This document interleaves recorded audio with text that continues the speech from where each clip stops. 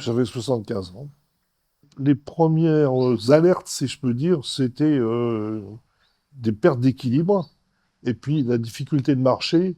Bon, ça, c'était pas bien grave à ce moment-là, parce que je n'imaginais pas ce qui m'attendait. J'étais fatigué quand même. C'est là que j'ai décidé de consulter un médecin. Quand il m'a vu, il m'a dit c'est un début de Parkinson.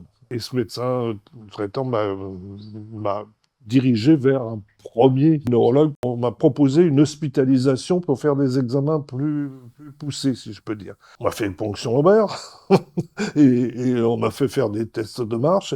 Il n'y a pas eu de conclusion pour identifier une maladie en tous les cas. J'étais démuni, ça n'allait pas du tout, il fallait absolument que je trouve une solution, et je n'étais pas sûr du tout d'en trouver une solution. Je suis retourné voir mon médecin traitant qui m'a conseillé un autre neurologue.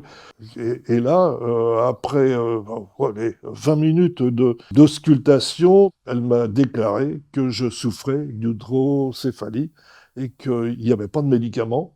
Hein, et qu'en conséquence, il fallait passer par la chirurgie. J'ai pris rendez-vous pour l'opération. Je n'ai absolument rien senti de l'opération. Et le lendemain matin, quand je me suis levé, je marchais, je remarchais correctement, normalement.